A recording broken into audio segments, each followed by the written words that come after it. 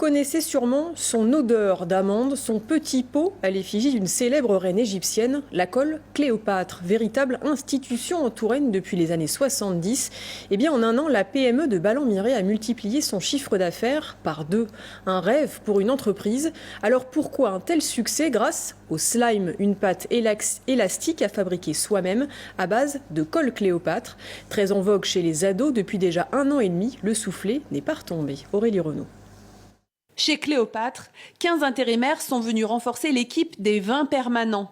L'objectif, produire plus pour honorer les commandes et elles sont nombreuses. Le produit qu'on s'arrache, c'est la colle adhésive, ingrédient de base pour confectionner le slime.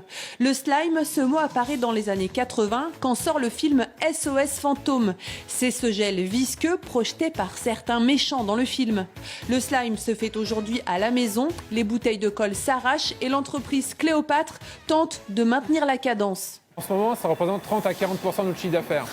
On est sur des volumes de 5 à 10 fois supérieurs aux années précédentes. On manque de place, c'est pour ça qu'il y a un barnum devant l'usine pour pouvoir stocker. Les amoureux du slime, les enfants et les ados, des recettes tournent en boucle sur les réseaux sociaux. Enjoy Phoenix et ses 10 millions d'abonnés fait du slime. La chaîne du youtubeur Mogiz est 100% dédiée au slime. Idem pour les jeunes et très en vogue Swan et Léo, 2 frères qui slime aussi.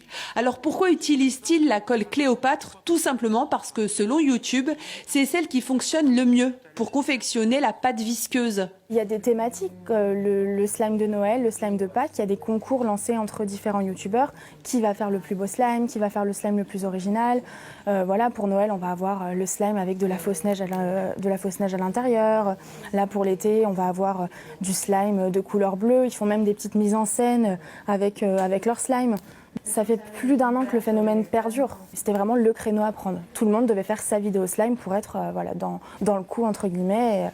En 2016, Cléopâtre sortait 2000 litres de colle en bouteille par jour. Aujourd'hui, ce sont 10 000 litres. Alors l'entreprise a opté pour une organisation en 3/8 et l'achat d'une machine. 350 000 € ont été investis pour tenir le rythme car la tendance slime n'est pas retombée. Il y a beaucoup de demandes par rapport à la grande distribution qu'on n'avait pas forcément avant sur ce type de produit.